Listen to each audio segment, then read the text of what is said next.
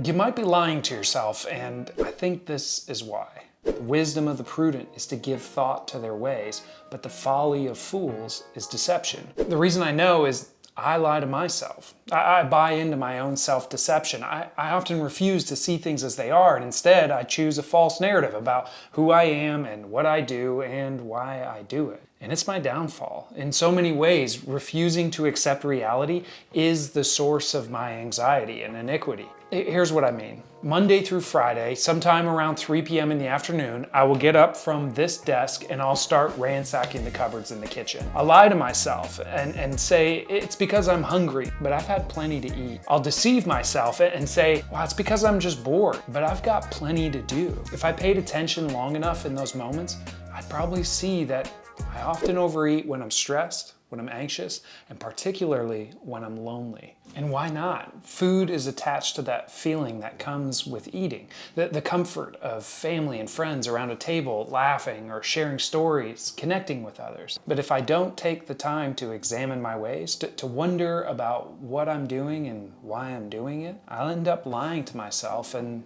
then paying the price. The price in this case is weight gain and a bunch of self-criticism. I beat myself up for my inability to control my snacking habit. And look, I don't tell you this to try to get sympathy from you. I'm just trying to show you how this ancient principle plays out. The wisdom of the prudent is to give thought to their ways, but the folly of fools is deception. And it doesn't just play out with food, it plays out in my faith too. I believe in God, specifically the God that's portrayed in the person of Jesus in the Bible. But for a long time, I was a fool when it came to why I believed it. I deceived myself into thinking I believe in God because I'm a rational, intelligent person who's thought through all the available data and the evidence and found that Christianity is the strongest explanation for reality. That self-deception leads to folly. It's simply not true. If my faith was purely based on evidence, it'd kind of be like a house of cards ready to fall the minute somebody provided me with some undeniable data that contradicted my own. And that created an insecurity in me.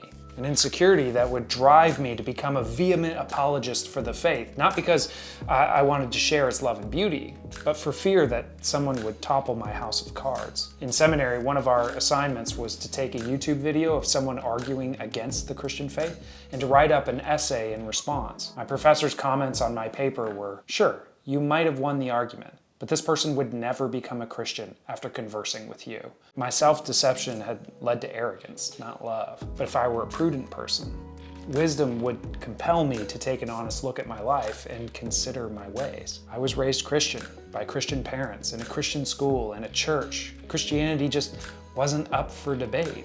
It simply just was. It was the air that we breathed. It was the water that we swam in.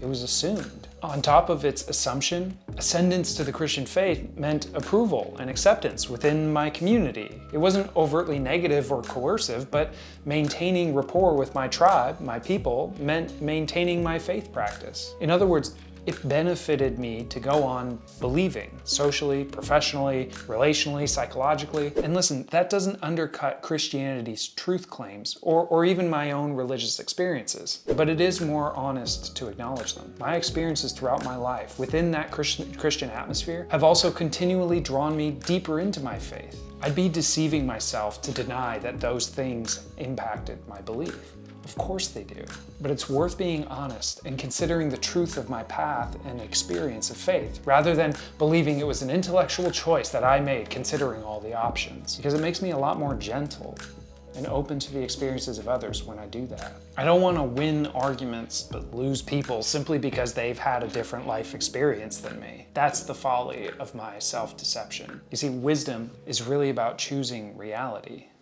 Now, on this channel, I mostly avoid politics, but since in the US we're in an election year, I think this is worth applying to our political conversations too. Our foolish folly when it comes to politics is that we're not honest about how we've arrived at our conclusions or convictions. They've really been shaped by our inputs and influences, our life experiences, the stories we've been told that shape how we interpret those experiences, the community and family and the friend groups and the tribes that we want to be accepted in.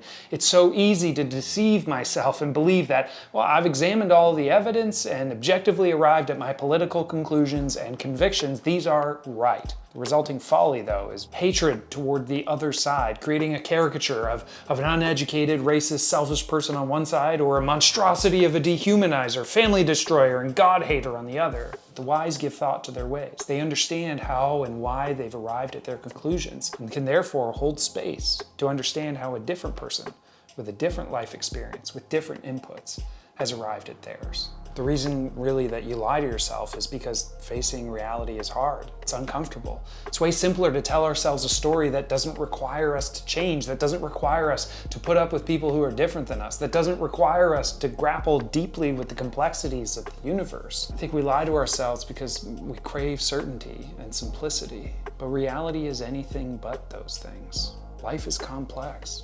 beautifully and painfully so. Now, what does any of this have to do with the Christian faith? Well, this channel is about helping you understand and practice the Christian faith, especially if you don't go to church right now. And I think this idea of choosing reality, of living wisely, of examining, giving thought to your ways, I think this is essential for following the way of Jesus.